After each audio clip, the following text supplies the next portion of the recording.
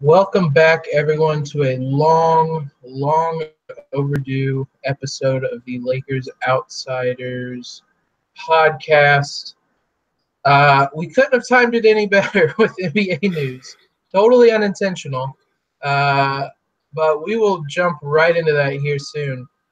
Um, First, before we get started, I have to introduce my guest, my partner in crime, my dynamic duo. Honi, how many burner accounts do you have? Listen, as far as anybody's concerned, I only have one burner account, but I'm not going to tell you about all the ones that I use to talk trash about you and Gary and everybody else. There's really nothing else we can lead off this podcast with. It's indirectly related to the Lakers, but I mean, we're recording this hours, maybe an hour or so after the Ringer story on Bryan Colangelo, who Sixers, I believe, president of basketball ops, I believe, or GM, or both. I don't remember the exact title. Apparently has, for those that missed it, 5 burner accounts that he. I mean, I can't even do it justice. He's trashing players on the team and those that are off the team. He's revealing information that nobody else would really know, except people that worked with the team. It's an incredibly insane story. 100% after this podcast, if you're watching live, go to the Ringer's website, go read it.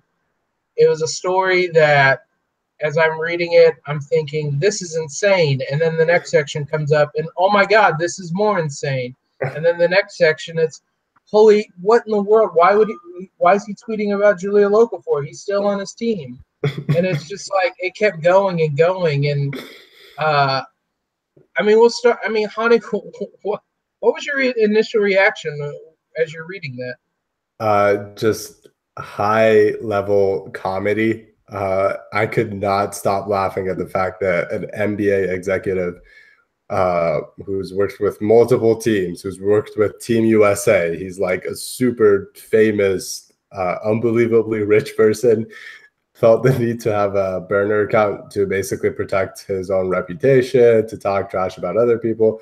Like, he went as far as to basically make fun of Masai Ujiri and say that he's not doing a good enough job in Toronto because Ujiri was his successor in Toronto, and they've been way more successful with him than they were with Colangelo. I don't know. It was just, like you, I thought it was insane. There were different parts of it where I was like, there's no way that somebody like with his position would ever do this, but everything seems believable. And my one theory that this will be the hill that I die on, and you and I talked about this already, but Sam Hinkie 100% was the anonymous source that tipped off that reporter about the burner accounts. That's canon. That's 100%. Like, no, that is 100% what happened. Which makes this more incredible. Like, I'm just going to I don't care if, like, the person's identity eventually does come out who tipped him off. No, it's Hinkie. I guess to kind of spin this towards the Lakers, one of my first thoughts after kind of digesting everything and getting on Twitter to find out that they've tracked part of the phone number that, like, beat writers are confirming is the last digits of Colangelo's, and they're tracking email addresses and stuff. One of my first thoughts was, like, we are just over a month away from free agency, and holy hell, is this a terrible look for the Sixers going into free agency, where a lot of people thought that they'd be big players, and they still might be, but they'd be big players for LeBron, for Paul George. Maybe they'd trade assets to get Kawhi. That wouldn't really change with this. But am I wrong to think that this is going to have a pretty big negative impact on their free agency? No, because, like, I think right now everything about that organization just, like, becomes under question. You don't know if Colangelo is even going to have his job by the time free agency comes around. And so if you're a big time free agent, like a LeBron or a Paul George, a lot of people have kind of talked about the Sixers being a really good fit for them. You'd have to be wondering about the direction of that franchise and if they'd be able to get you the help that you think you need to succeed there. So I think it could have pretty big ramifications depending on what happens over the next month. So yeah, I mean, I think that's a really good point, and I don't know how exactly the Sixers are going to kind of get over that by the time free agency comes around. We're now living in a bizarro universe, the weirdest timeline, where the Lakers have a stable organization, and one of their free agent competitors have a mess of a front office. Yeah. It seems like not that long ago, a little over a year ago, but in these previous summers where they're chasing free agents, it was always like Mitch and Jim versus Jeannie with some kind of weird family dynamic mixed in, and that's off-putting we've seen. I mean, there's a lot of reasons free agents didn't sign with the Lakers, but I mean, players take note of that. And when your GM or president of basketball ops, whatever Colangelo's official title is, when he's he's both. So I was right. He's president of basketball ops and GM. When he appears to be tweeting from a burner account, multiple ones, all this stuff about players on on his team currently, players are going to take notice. LeBron sees everything that goes on around the league. LeBron sees that. Paul George sees that. That's huge. And with only like I said, with free agency a month away, there's not going to be really any rehabilitating that image. Like, this is one of the last things that's going to happen before we really head into free agency. This is incredibly damning for that organization. And as a Laker fan, it couldn't have come at a better time. And you got to wonder if, like, you're LeBron and you always go through your 0 dark 30, 23 mode or whatever during the playoffs. How would you feel about playing under a GM who's very much online all the time on multiple accounts? It's hard to go 0 dark 30 when your GM is tweeting out to random beat writers of your team exactly what's going on during 0 dark 30. But anyway, that we needed to touch on that before we really got into these questions. We tweeted out asking you guys for questions. You gave us a lot, but it would be impossible to do this podcast tonight without touching on that. It's insane. I'm sure we're going to find out more information even by the time that you're listening to this podcast. If you're not doing it live, that we'll know more by then. That it's just going to make this insane. This is a crazy story. It's unreal. We didn't have a basketball game tonight, so I appreciate the Ringer for dropping this tonight and keeping us occupied.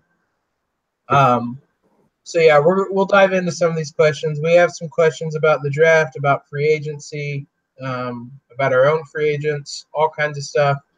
The most important question we got, though, start off from Mike Garcia at Canyon Driver. Honi, what did you think of Weezer's cover of Africa? Okay, well, obviously this is a very important topic to me. Very. If you don't know, Africa by Toto just has a very special place in my heart. It's an amazing song that I believe is very underrated and deserves to get a lot more credit than it does.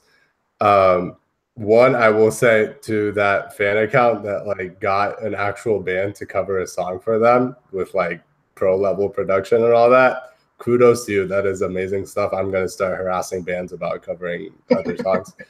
And then number two, I thought it was okay. You know, it's a pretty good song. It's never going to be the original, right? Like nobody's ever going to come close to Toto when it comes to Africa. But like, I think it was a pretty cool, like funky kind of take on it. It wasn't as great, but I didn't hate it. And I think that's all that matters. I didn't mind it up to the chorus. I really didn't like the chorus, and I turned it off from that. The chorus is so important to that song that I get it. Like if it's not the same, then Yeah. it drops off. Now to the stuff that you guys probably came here for, the Lakers talk. We'll start off with the draft. Relevant to today, LiAngelo Ball worked out with the Lakers today. Honi, I know you don't follow the draft a lot, but do you think he will be picked by someone in the second round? I do not think so. From everything that I've heard, like again, I don't really follow college basketball that closely other than my own team because they're amazing. UCLA? No, I'm talking about Nevada, but I am wearing a UCLA hat right now. I'm talking about next year's national champions, Nevada, the Nevada Wolfpack. Anyway. Relax. But from everything I've heard, LiAngelo just isn't an NBA player. He's getting workouts just like a lot of guys get workouts at this time of year, and teams are doing their due diligence. And he's the brother of a really highly thought of prospect, young prospect. So it makes sense that he's getting workouts with a few different teams. But I don't expect him to get drafted. I don't expect him to have an NBA contract. I think he could make it onto a summer league team this year, and maybe if like he plays out of his mind, he gets a deal or something. But that would honestly be pretty surprising to me. From what I've heard from like drafts writers and scouts and whatnot, he seems like a guy who could succeed pretty well in Europe if he actually commits to that. And he did okay in Lithuania. So I think that's more likely is that he goes undrafted and gets a gig in Europe somewhere. Before I give my thoughts, it's important to note, according to the Athletic Phillies beat writer, sorry, that was a tongue twister. A trust the process chant has broken out at Dodger Stadium. The Phillies are playing the Dodgers tonight. Matt Gelb, I believe, or Gelb, I'm not sure you pronounce it, just tweeted it, well, a little over an hour ago. Incredible. On LiAngelo, there's really not a lot to add. I don't think he'll be drafted, regardless of what Phoenix Suns blogs may think. He is kind of an undersized stretch four. He's listed at 6'5", based on what some of the beat writers were talking about. He's shorter than that, closer to like something like 6'3". Yeah. Which is even worse. So I think, as you said, the Lakers have been known to do just a ton of due diligence with guys in the draft. And on top of that, it's basically a favor for Lonzo and LeVar. It wouldn't be anything more than that, in my opinion. Another draft question we got. Would you consider trading the 25th pick to Atlanta for number 30 and 34? I'll take this because, again, I don't think Honi knows a lot about the draft prospects in that area. Very true. I would consider the idea, mainly because second-round picks the contracts are different, and with the Lakers potentially needing to kick the can down the road with free agency and kind of that uncertainty, I could see it potentially being an option. Also, a lot of guys in that range, once you get to about, really even almost as high as like 15 or so, maybe 20 to about 50 could play out in just a ton of different ways. So basically, if the Lakers see a couple guys that they like, it's still available at 25.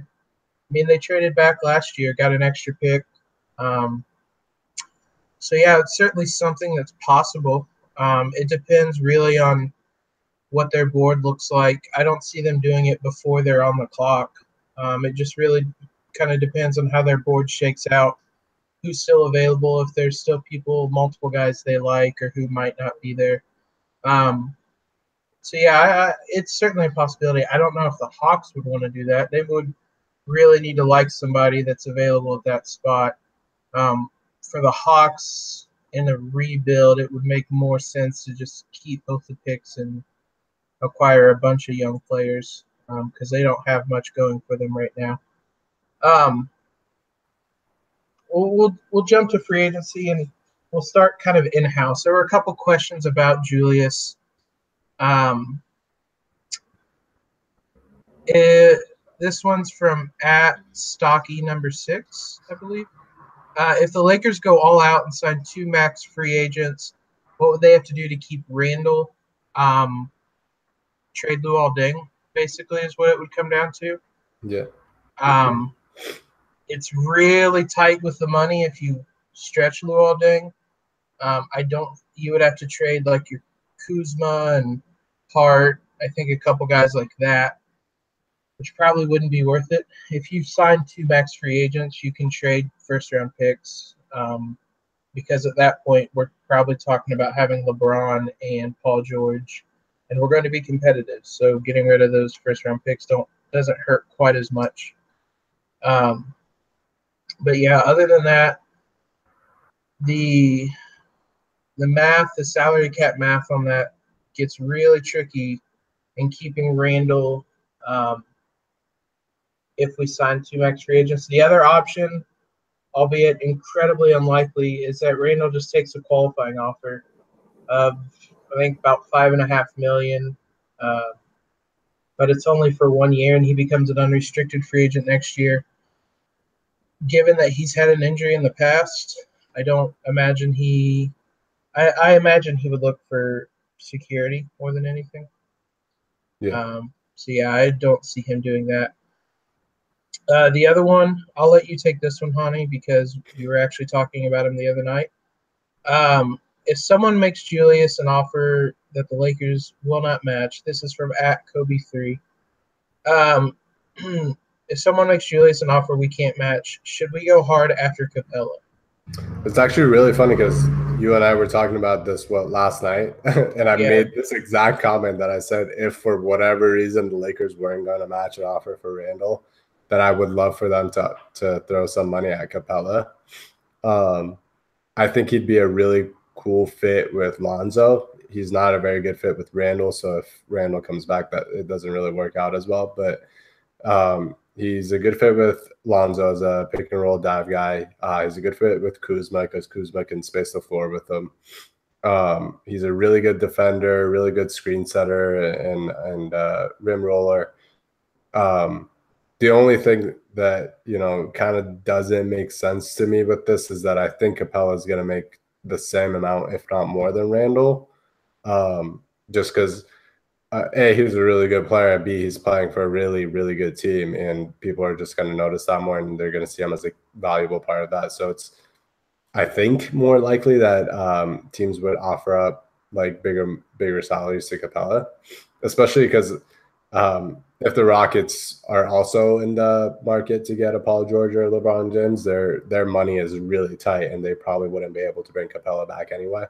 So a team, and Capella's restricted, so a team wanting to tie up money on a restricted free agent might go for Capella instead, knowing that it's potentially more likely that the Rockets don't match. I think the other thing to kind of note, everything's happened so fast with free agency that I don't know that I foresee a scenario in which Julius gets an offer, the Lakers decide they're not going to match it, and then they also submit an offer sheet for Clint Capella. Technically, everything's not supposed to happen during the moratorium, but it does. So technically, there's 3 days after the offer sheet is given, I believe, which I think it's July 7th now. Yeah, I think it's 2 days now. They changed that. Yeah. Either way, by July 7th, I would imagine that we would know basically I would hope that we would know whether we've got LeBron and Paul George and the Lakers can move on with Julius. That's one of the benefits that you kind of hope that LeBron and Paul George make up their mind during that period. So, because the Lakers will have basically until July 9th to, at the earliest, to figure out what they want to do with Randall. That being said, last time LeBron had a decision It lasted long into July. So who really knows? But I don't foresee them sending or giving Capella an offer sheet. I don't foresee them losing Randall at this point either. He became too important. I'm not sure how you say this. Tony, I'll go with that. I can say that. Tony asked, if we strike out on LeBron and Paul George, do we just extend Randall and try for 2019 guys? I'll break this up. Do you think that they'll try for 2019 guys, or do you think they'll go after guys like Boogie and DeAndre Jordan? I think it's more likely that they wait for 2019 guys, because I don't think so as far as Boogie goes, Boogie's coming off an Achilles injury. Basketball players very rarely come back in good form afterwards. Hopefully Boogie's back perfectly fine and he's playing as well as he always does, but that's obviously a big risk. And from, I believe Zach Lowe reported this a while back, is that if the Lakers don't get Paul George and LeBron, they're not likely to give a big contract to DeMarcus Cousins. I guess if nobody's willing to pay up big money to him and he wants to take a 1-year deal, I could see it, but I doubt that happens. I would assume the Pelicans give him a big contract just because they'd want to keep him around and take that risk. DeAndre, again, like, he doesn't have the injury thing as much, but he's an older guy. He's, I believe, going to be 30 before the season begins. So giving him a 4-year contract to a guy whose game really depends on athleticism, again, huge risk, and I don't think that the Lakers are crazy about that. The 2019 guys they would be targeting, there's guys like Klay Thompson, Kawhi, Jimmy Butler. Klay Thompson might sign an extension this summer. It seems like he's gonna stay with the Warriors. The Kawhi situation, I'm sure we'll talk about eventually, but that's up in the air, and the Lakers are reportedly like really confident that they could sign him next year. So I think they would target him if they don't get anybody this year. And then Jimmy Butler as well. Like, the Wolves aren't exactly a super stable organization right now, so he could be another guy that they could look for next year with less risk. Kind of on note that we've been talking about, I do agree that they won't. Boogie, the Lakers saw firsthand what an Achilles injury does to a player. I think with that knowledge that they won't go after Boogie, paired with what side of the fence you're on, there are some kind of off-court attitude issues. I don't really buy them, but they're there. DeAndre, to be honest, I don't think he moves the needle enough for them, which is weird to say for a team that won 35 games this year. But if they're going to sign a big name, I don't think it, or for a contract that DeAndre will get, I don't think it'll be DeAndre. I think you can spend that money elsewhere. I think they'd rather kick the can down the road and just try again in 2019. Tony did ask a couple other questions, which we just talked about with Capella. Do you think that if they strike out on LeBron and PG, do you think that they'll go after restricted guys? He gave a couple names here: Aaron Gordon, Capella, who we talked about, Jabari Parker, Levine, Marcus Smart. The Lakers historically have not messed around in restricted free agency at all. Mitch Kupchak was actually pretty outspokenly against it.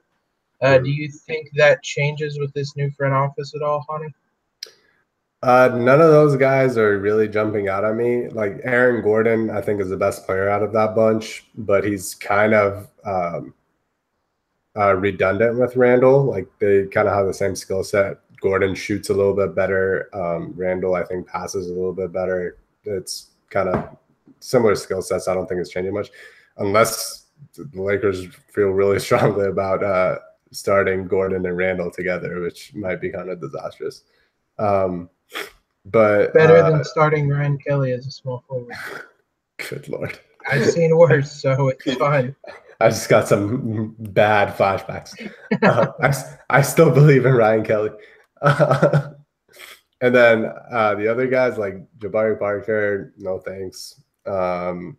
Zach LaVine, no thanks. Marcus Smart, despite him being a Celtic, I've always said I kind of like him, but like he doesn't really make sense for the Lakers as a dude that literally can't shoot. So like none of the big name restricted free agents, other than I guess Capella, but again he doesn't really fit with Randall, so I don't think so. I would take a chance on Jabari, but that's just so Gary has to root for another Duke player. Other than that, I think I could probably talk myself into Aaron Gordon just because he's so talented. Yeah. The rest of them, no. I don't want Marcus Smart. LaVine, he's still kind of freshly off that injury. I'm not crazy about those guys. The last question he had to that, do you think they'll go after any, like, he called them third tier free agents, like a Will Barton, a Derek Favors, Avery Bradley? You could probably throw Brooke Lopez and KCP in that group as well. Do you think that there's any chance that if they strike out, they just kind of throw some money at some mid-level guys and try to keep the core intact and win that way? Yeah, I think it's just likely that if they strike out, that they try to basically do the same thing they did this year and throw 1-year deals at some decent but not great players, like they did with KCP. They overpaid them for a year, but it didn't really matter because they weren't paying that money to anybody else. I think if that does happen, I think it's more likely that they just keep KCP and Brook around. But that depends on those two guys and their willingness to take short-term deals and stuff like that. So, yeah, I think that's the most likely scenario is if they strike out is that they go after those guys, but keep them on short deals so that they can be players next year in free agency.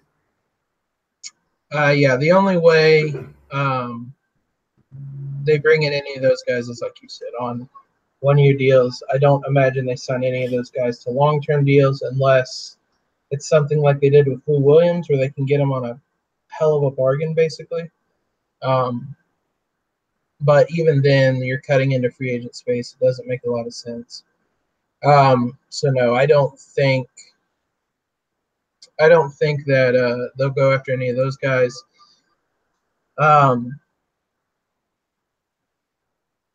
The other one, yeah, there's two main players we haven't talked about. I guess three. At Affabrain asked, why would PG leave OKC? He said lists the reasons why he would leave and why he would stay. And are there more reasons for him leaving or staying? Let's play. We haven't really done this part. Let's play devil's advocate a bit. I mean, what are the reasons that he would stay in OKC? Well, I mean, they were obviously a playoff team already. He's playing with a star in Russell Westbrook, despite however much slander we throw at him. Sometimes deserved, sometimes not, but he's playing with another all-star. He genuinely seemed to be really involved in that community.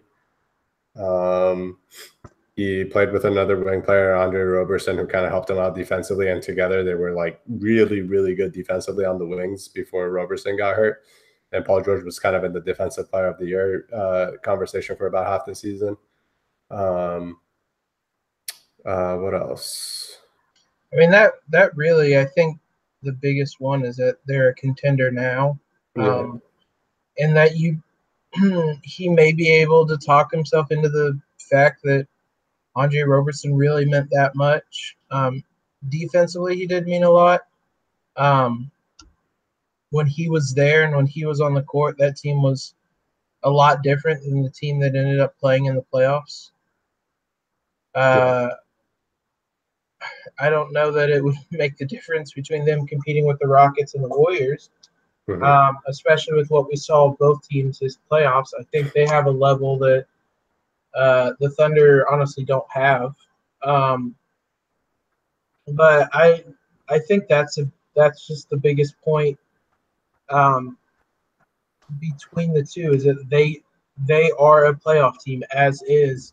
They've been a playoff team, and they have a superstar already there. There's no need to bring in a second one. And depending on how self-aware Paul George is, like I think he makes more sense as a second best player on a title team or like a contender or whatever. And that's the case in OKC. If he comes to the Lakers and the Lakers don't get anybody else, he has to be the best player. And you wonder like what the ceiling of that team is with them, even with the other guys getting better. I think, well, one, even if he is self-aware, I highly doubt that he thinks he can't be the best player on a team. Right. Because two, he was the best player on those Pacers teams, and they were multiple times one game away from beating the Heat and making it to the finals. Right. So in that regard, I mean, I think he still can probably be the best player on a contending team. I don't know about a title team, but so I guess the flip side to this is, I mean, we've hashed out a lot of them, but I guess we could talk about it briefly. I guess what are the reasons for him wanting to come to LA then? Young team that has potential to grow. Lot of cap space, a lot of flexibility with their money and their assets, and bringing other guys that are better than Westbrook potentially to the team. Gets to live in LA. Gets to be near his family. He seems to have been saying that he wants to be in LA for a while. So if he's kind of like banged that into his head and kind of convinced himself that that's the right thing to do, then he might already be thinking it. Again, they're not like kind of stuck in their situation like the Thunder are. Like Thunder can't really do anything else to improve their team, basically, at least for a year until Melo's contract goes off the books. And the Lakers, this year, they'll be able to pair him with somebody if they can convince someone. They can trade guys to get a different star like a Kawhi. And then if that doesn't happen next year, they still have money to do stuff. And their young guys are still getting better, and there's like natural growth on the team. So I think that's probably the biggest case for the Lakers other than just the location, basically. The two things I would say the most, the one you touched on, it being home, he said a lot of things. He did say at one point that there's something effective like there's nothing better than playing at home or playing. It was something along those lines. So that matters. But the other one he said is flexibility, which is the huge difference between where the Lakers are and where the Thunder are. Mm-hmm. He said some things along the lines of recruiting players to come to OKC. I'm not sure he's looked at the cap sheet. I hope that somebody sits him down and talks to him, because the Thunder are recruiting nobody except mid-level exception players. They're recruiting Nick Young. That's the difference, and so be it. But yeah, I mean, that's legitimately the type of guys they're going to be recruiting. If he really wants to recruit, he can come to Los Angeles and recruit LeBron, or if we miss on him, Jimmy Butler or Klay Thompson or any of those guys. Those are the two things, though, that I think stand out: flexibility and playing at home. On top of them just simply being a young team on the up and up. Gun to your head right now, I know we've done this a couple times. Where is Paul? What jersey is Paul George wearing on opening night? Since they don't wear the purple ones anymore, the gold ones. So Lakers jersey is what you're saying. Sir. I don't know if we play on like when do we wear the Hollywood Knights jerseys? Like the last Friday of the month. Ooh, actually, I'm gonna say the blue Minneapolis jerseys. We'll be wearing those. Hopefully, we open against the Timberwolves in Minneapolis. This is the one time I want the Lakers to start a game on the road, start the season on the road. Yeah, but I think we're in agreement that he's coming to the Lakers. Then the last two names. I don't think we had any questions about LeBron, but I did want to touch on it. Does I guess what impact is LeBron making the finals again, dragging this Cleveland team to the finals? Does that really, in your mind, impact free agency at all? And I guess kind of the second question would be, does winning a title change it either? I kind of go back and forth on a lot of that because on one hand, he's able to get to the finals every year in the East. And it's pretty clear that the other teams in the East just aren't talented enough to be able to deal with how good LeBron is. There's no other players that are close to his level there. And none of the teams have enough just stacked talent that can beat him. Maybe that changes next year. Say the Celtics get Kyrie and Gordon Hayward back and they get even better. Maybe that changes. But for now, it just seems like he's going to be running the East forever. But to me, I sometimes think that that doesn't really matter to a guy like LeBron because the only thing that should matter to him is winning titles. Like, yeah, it's a part of his legacy that he gets to the finals year after year and he's made 8 straight finals. It's amazing. But I don't think it's what he's going to be remembered for rather than the number of titles that he ends up with. So if he thinks that there's a different situation in the league, regardless of conference, that gives him the best chance to beat the Warriors, then I think he would go to that place. And then winning the title, I think you and I were kind of talking about this the other day, is I'm not entirely sure how it would affect him. Maybe, like, I tend to think that it would keep him in Cleveland because it's telling him that his team is good enough to keep competing with the Warriors and every other really good team, and that he has a chance to win a title every year because he's going to make the finals every year. And if he loses and they get embarrassed and lose in 4 or 5 again, then maybe he says, hey, this team is never going to be good enough to beat the Warriors. I need to go somewhere else to be able to do that. That's a way I hadn't really thought of it. I was really only looking at it through Lakers tinted glasses. I would say that I've never thought LeBron was coming. Yeah. That always felt more like a pipe dream. So my mind's not really been changed. I've always thought Houston is the most likely team. And judging by how close they got, I think that probably holds firm. They can keep Harden, Paul, Capella, and add LeBron. They can't do much else other than that. But considering how close they were, and that 4 might be enough to beat the Warriors. I don't really think anything changes based on him making the finals, and even if he wins it. In fact, I mean, it was a point I hadn't thought of. If he wins the finals, wins another title, and maybe it does let him stay around. I always looked at it more as like it'll be easier for him to leave because he's given them 2 titles. He's done what he wanted to do twice, and he can kind of go right off into the sunset in LA. Either way, I think he's in a Rockets jersey on opening night, the start of this season. What jersey do you think he is in opening night? I think he stays with the Cavs, honestly. I think he stays at least another year. I just don't see any other situations that seem like perfect enough for him to change his team. And with the Cavs, he's kind of just has immense leverage with them year after year because he keeps signing that 1-year deal, which allows him to make the most money, basically. And he always has leverage by being able to influence all sorts of decisions because they want to make sure he doesn't leave. So it's kind of a win-win situation for him, I think. If that power really means something to him too, I can't imagine any team giving him more power than he would have in Cleveland right now either. Yeah.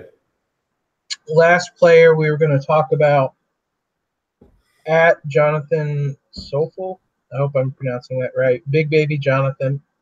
Are the Lakers going to trade for Kawhi Leonard? I actually touched on this in a piece that ran today. If you didn't check it out, I talked about why I don't think it'll take Brandon Ingram or Lonzo Ball to get him, based largely on the trades for superstars we've seen in the last year and a half or 2 years. Mm-hmm. Whether or not the Lakers trade for him, though, is an entirely different subject. I think the only way that they go really hard after him is if they land LeBron and Paul George, and they basically did what LeBron did with Andrew Wiggins and Yeah. shipped him out for a win now piece. Whether that's Lonzo or Ingram, I would imagine it's probably Ingram because he's the worst of the two fits. Mm-hmm. I guess, what do you think? Do you think that's the only way they go after Leonard, or do you think they trade for him at all? Yeah, I don't see a trade for Kawhi happening, and I don't think any team will trade for him. I think he's going to end up either signing an extension or that teams will just wait and see what happens in a year, and they'll try to get him as a free agent. But yeah, I don't see the Lakers. I guess I could see it happening with just Paul George. Like if Paul George comes to the Lakers and they don't get LeBron and they want to go all in, I could see them shipping out some sort of pieces to get Kawhi right away. You kind of have flexibility with who you could choose in that sort of thing. And I go back and forth on what you said about Lonzo and Ingram not having to be included. I think the Spurs have like enough pull in negotiations to be able to get a really good young prospect out of it, more than most trades for superstars. But I also see the point that, it usually doesn't happen in trade value and all that. So I could see it happening, but I would put the odds at pretty low that they would trade for him. And just as kind of a cliff notes of what I talked about in the piece, it was basically looking at trades for Boogie, for Chris Paul, Jimmy Butler, Paul George, I think I mentioned, and basically how every time each one of those players were traded, I think I even talked about Kyrie Irving, the reaction was, well, that was a terrible trade for whichever team traded away the superstar. And it happens every time, each time, over and over again. And basically just kind of look at it and say, well, maybe that's the norm. Maybe that's what the going rate for a superstar is, whether we as fans perceive the value differently. But I also noted both that the Spurs have a lot of negotiating power here. Kawhi's better than any of the players that were traded. And that it really doesn't matter how we perceive value. What really matters is what the 30 GMs and their front offices think. And all the burner accounts too. Yes, exactly. I guess we'll be scouring the web for burner accounts. But I hope RC Buford has a burner account talking trash about Kawhi Leonard somewhere. I'm going to be spending much of the night name searching for random Lakers to see if there's any similarities.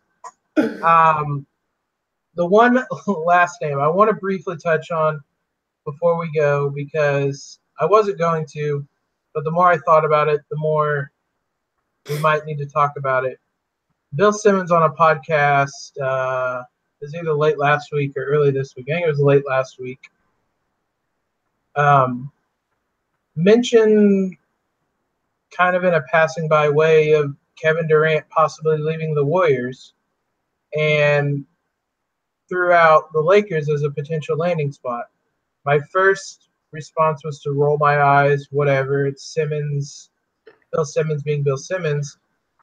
That's exactly how the LeBron James rumor started, and we spent a good chunk of the podcast today talking about it. Yeah. Is there any smoke to this? Do you think he leaves the Warriors at all? I don't think so. I just don't see a reason to leave the team that's going to keep giving you titles, and that seems to be what he cares about. It has got me kind of thinking, though, like, because I think right now, like, there's a lot of talk about KD's legacy among basketball people, because he's obviously like one of the greatest players of all time already. But like the fact that he went and joined the super team that was already really good without him, and he's kind of the second best player, maybe the best player, who knows, on that team, like, it kind of has changed the entire narrative on his career. And I'm wondering, like, how that would change if he went to another team. Like, does it fix that image at all, or does it make it worse that he keeps like jumping ship from team to team and he's not happy, and there's all this talk about his like insecurity and all his burner accounts and all that sort of stuff?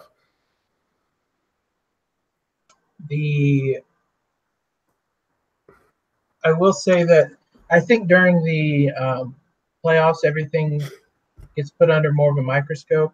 There's been a lot of talk about Durant's chemistry with the Warriors.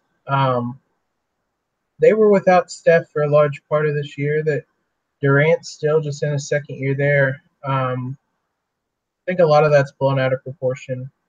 This is still an absolutely incredible team. I think they basically just won the finals on the road in Game 7. I don't think Cleveland's going to put up much of a fight. I'm never going to count LeBron out because he's LeBron. But no, I don't think he's leaving Golden State. And I think some of the off-court stuff matters too. He seems somebody who's really invested in a lot of the off-court business ventures. And he's right in the middle of it. In San Francisco and Oakland and whatnot right now. So I don't think he's going anywhere. I think it'd be crazy to even think of leaving the Warriors for the Lakers. Mm-hmm. But like I said, that's how the LeBron rumor started.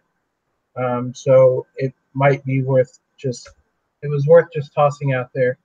I'll get to Grant to get him to Photoshop a Kevin Durant, LeBron James, both in Lakers jersey photos. Look, the Lakers already have had one all-time great who nicknamed himself after a snake. I'm here you guys for know where the punchline was going. I'm here for it. So yeah, that will do it for us today. That is all the questions we had. If you guys aren't already, be sure to subscribe to us follow us on Twitter. You can subscribe to us on iTunes, but we'll occasionally tweet out asking for questions on Twitter. That's like I said, that's where we got them today. We had a couple questions in chat that I answered, or that we answered. So we will be doing. I am here probably in the next week or so. I know Gary's mentioned it. He wants to do a mock draft podcast like we've done in the past. We're going to be doing a couple shows talking about the draft. If you haven't been on the site, check it out. We've been pumping out draft profiles for a lot of guys in the Lakers range. Be sure to go look at those. If you guys have any draft profiles you want us to do, be sure to tweet at us. We have a lot of them still coming, a lot of them scheduled, a lot of them being written and whatnot. We're trying to cover as many people as we can, because last year we thought we had them all covered and Kyle Kuzma came out of nowhere. So we're hopefully going to avoid that this year and have everybody covered in that range. So yeah, like I said, follow us on Twitter, subscribe on iTunes, and for Honi, this is Jacob signing off. Have a great one, everybody. Shout out to Bryan Colangelo.